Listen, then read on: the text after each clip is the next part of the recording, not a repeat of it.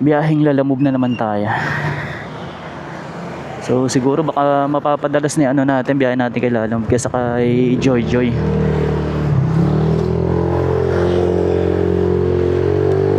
Pero nung pala tayong first pickup dito lang din sa amin sa Barangka.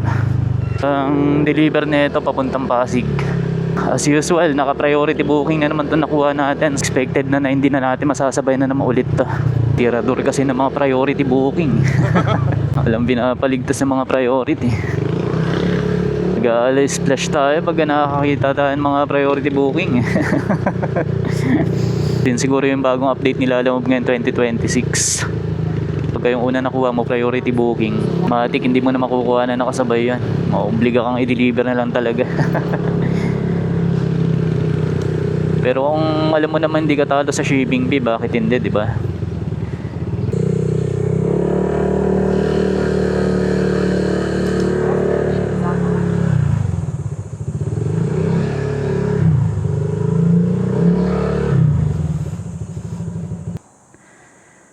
So 10, ito nga yan. Ba't naka-cancel na ba yan? Buhay naman. Naka-cancel lang pa tayo ng booking. Dito na tayo sa pickup. Unang booking natin, cancel kagad. Dito na tayo sa mismong pickup eh.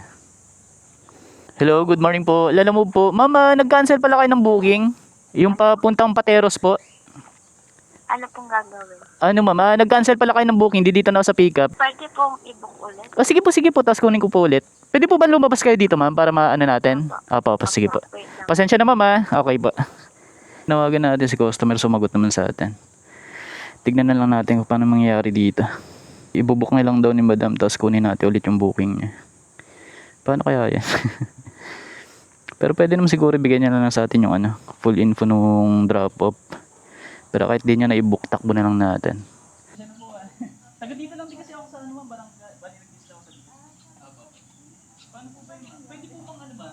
Baka mamaya iba yung makakuha niya. Pwede po ba ibigay niyo sa akin full info? Kunin na lang po yung mga IDs. Pasensya na po naman. Tapos full. Bali, cancel booking na to mga paps, pero napakiusapan naman natin si customer na ipa-deliver na lang ulit sa atin. Kaya siya naka-priority booking kasi pagkain. Estimated time travel natin 26 minutes. Mabilis lang natin madideliver to. Buti tinuloy pa rin yung booking ni madam. Kahit cancel booking na siya. Ang tiwala naman siya sa pagmumukha natin. Tinanong natin kung ano pala tong papadala sa atin. Bali breakfast pala to nung drop off. So pagkain siya mga boss, kaya hindi pwedeng ma-delay. At medyo maganda na yung bigayan dito, kaya nakakaya namang pag-aantayin pa natin yung customer. Ang reason pala ni customer kaya pala siya nag-cancel, matagal daw tayo, wala daw tayong galaw dun sa app. Kalapit lang naman kami, taga dito lang din naman ako. Sabi ko mabilis ko lang mapupuntahan yung pickup. At yun na nga, hindi nga siya napag-antay mga boss. At nag-cancel na lang siya bigla. May mga ganong customer din talaga na kita lang sa app na wala kang galaw ng mga 20 segundo, kinakancel na yung booking. Ginawa pala natin dito sa gloves natin, pinagbubutasan natin siya. Para mas makapit yung grip natin sa may manibela natin. So para natin pagka nagsaswipe tayo sa cellphone natin, ayan, easy touch na lang siya. Nakakairita minsan pagka yung maglo-locate ka sa Google Map tapos di mo mapindot yung cellphone. Hindi katulad ng pag ganito, madali lang natin natatouch yung cellphone natin. Saka hindi pa rin masusunog daliri mo diyan kasi cover pa rin naman siya. Iba kasi talagang litaw na litaw yung daliri eh. Lalo't kung maaraw, sunog-sunog yung daliri mo eh. Baka mamaya dahil lang itim daliri mo, pagka malakas ka sumundot. Pwede naman natin sabayan tong booking ni madam. Total cancel booking naman to. Hindi na nila tayo matitrace, saka hindi na rin nila tayo mare-report.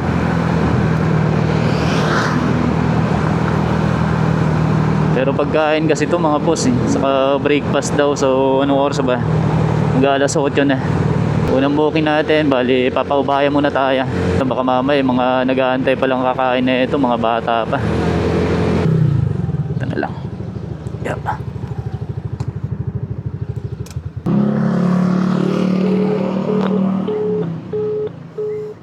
Hello ma'am, good morning po. Ma'am, hindi dito na kasi ako sa mismong drop-off. Bali, hindi po matawagan si drop-off.